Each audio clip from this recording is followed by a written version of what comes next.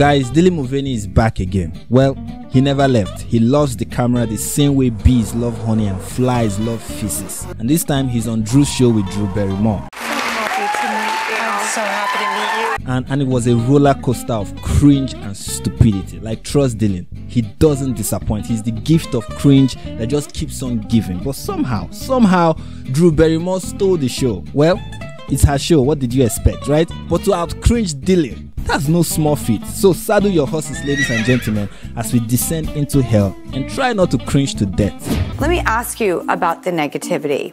How have you dealt with it? Let's go back. Guy, look at that.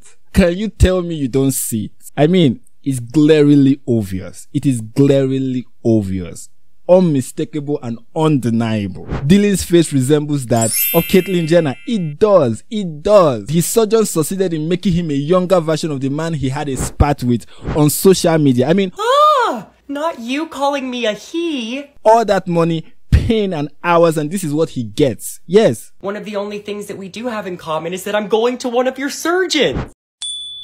This is what you get when you try to play God. You become an expensive joke, a hideous, expensive joke. I mean, look at Drew Barrymore. Look at her. She's effortlessly a woman. She doesn't have to think about it or undergo surgery to look like it. That's what a woman is right there for those who still can't define the term. And then we have the face of confusion with crazy eyebrows and Caitlyn Jenner nose job and cheekbones. And I haven't even mentioned his Adam's apple and broad shoulder blades. But this is what they mean when they say trans women are women, right? Nah. Nah. That right there is a ridiculous looking man. But let's continue watching the insanity. How have you dealt with it? And what's an approach you take? What's your self-talk? What do you filter? Yes. How do you... I still read the comments, but there is so much hatred directed at the trans community right now. It's everywhere. And I think the greatest weapon that I can contribute is trans joy and comedy and talking about hard, subjects and really intricate moments of a transition and try to let everybody in to see that, I'm not a monster. I'm not somebody that, is trying to do anything but be myself and be happy.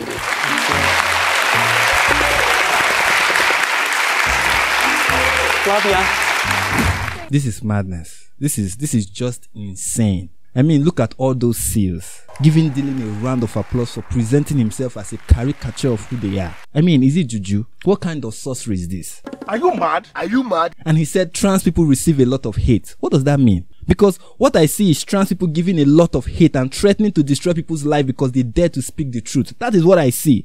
Don't continue this. I'm sorry. Please don't come for my kids. What people call hatred is anyone who chooses not to affirm their delusion and play along with their madness. Hatred for them is me calling Dylan a man and a joke and referring to him with the correct pronouns, all of which are perfect, accurate description of who he is. Hatred is laws banning drag shows for children and puberty blockers and cross-sex hormones and other castrating medical procedures being pushed on children. Hatred is not letting Dylan into a woman's bathroom. But the other day, he was at the White House, right? Interviewing the US president. Mr. President, this is my 221st day of publicly transitioning. God love you. Though he looks like a walking dead, but that's beside the point. And before that, he was at Alter Beauty discussing womanhood and accusing women of misogyny. Misogyny, they think that I'm... And somehow, the women and men who get offended by this guy, they are the bad guys, right? Why Dylan is an angel who gets to talk about being a girl on Drew's show. And here he is, he gets to go on to talk about trans joy, a phrase that makes absolutely no sense. And he gets to talk about so-called intricate subjects, right? Like advocating for the castration of minors and other life-damaging procedures. He gets to hang out with Jeffrey Marsh, a lead expert in all things grooming. And together they show us that they are not monsters by camouflaging their wolfish monstrosity with annoying smile and cringe I love you. Love ya! But it gets worse, folks. Because after doing all those amazingly dangerous, hideous and offensive things, this guy comes on Drew's show, gets endless round of applause, and then this happens. Because I look at someone like you, and I can't imagine anybody disliking you. Oh, please. Do you know... Yes, that happened. Look at that frozen image for a second and let it sink in. A grown woman in her late 40s knelt before a man in his 20s. You know, Dylan now has a new title. He's the Jesus of the trans community. He's their Messiah. He's their deity. And here is Drew paying homage and showing allegiance to the God of the LGBTQIA+ community. I mean, this juju is real. It is powerful. The charm is working tremendously. Two shameless people, guys. Two shameless people disgracing the agenda. This is the vision of gender ideology. This is the aim, to debase both men and women, to have people make a fool of themselves and mock their existence, treat their identity as a pointless joke while the rest of the world watches in horror. But for the woke brigade in the West, this is amazing. This is what progress looks like. I mean, what happened to feminism? What happened to the war against the patriarchy? Do we all still remember all that? Is that what female liberation and women empowerment look like? Was this the aim? I mean, countless women have done incredible things. They give birth. My grandmother gave birth to 11 children and raised them by herself after her husband's demise. Damn! Women nurture families, working tirelessly to raise incredible children. They've made crazy sacrifice for the prosperity and continuation of our society. And beyond the home front, they've done great work in society, from best-selling authors to longest-standing monarchs to world leaders and groundbreaking award winners. But who did Drew kneel before? A failed Broadway actor who decided 365 days ago that he was going to make a mockery of girlhood. No, God! I mean, all hail the patriarchy, guys. All hail the patriarchy. Even as a disgrace, a man is still king. Do you want to know, ironically, who dislikes me the most sometimes? Who? Myself. Oh, me too. Oh.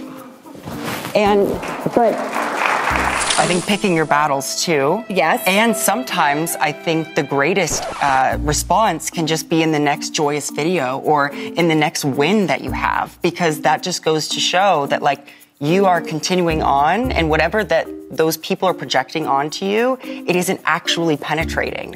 Spite of others. I'm sorry, I just realized that I'm sitting on the floor with Drew. I'm so happy to be doing this. Thank you for... And the cringe fest continues, guys. I mean, this wins the award for the highest number of cringe moments in a 3-minute video. And it shows that most actors are just stupid. I couldn't agree more. Stupid adult pretenders, to borrow the phrase of Gary from Netrotic. But admit the cringe and abject lunacy. A few moments of truth can be spotted. Do you want to know, ironically, who dislikes me the most sometimes? Who? Myself. And I couldn't have said it better. And she's right. That's the fuel in the engine of this madness. Self-hate. What people like Dylan feel towards themselves is deep hatred. They hate themselves so much that they are willing to destroy their bodies. Think about it. If you ever wonder why, what in this world will make a man reject his masculinity and adopt an identity that can't and will never be his, the answer is self-hate. But in their confusion, they call it self-love. They think this is love, this is self-discovery. But nothing about this is love or a discovery. Yes, there's an extreme element of self-centeredness and narcissism on display, but underneath it all lies a chronic form of self-hatred and self-loathing. Also, that's why they are one of the most hateful groups in the West, ready to ruin your life, stalk you, and send hate mails wishing death on your family. They are willing to do that. 4 or 5 of you have done stuff. Like, some of you have found old pictures of me and uploaded it on TikTok without my hijab. Second, everything about Dylan is fake. Jesus, this guy is so fake. His smile, his speech, Oh my gosh. public acts, and false kind countenance. It's like watching a movie. You have to suspend disbelief to go along with the fakery. People often forget this, but make no mistake about it. Dylan Mulvany is an actor, a professional pretender. This whole thing is a show, a long, elaborate show. Dylan is to transgenderism what Abahad is to the Me Too movement. My dog stepped on a bee. Don't think for a second that he's just an innocent victim of gender ideology. No.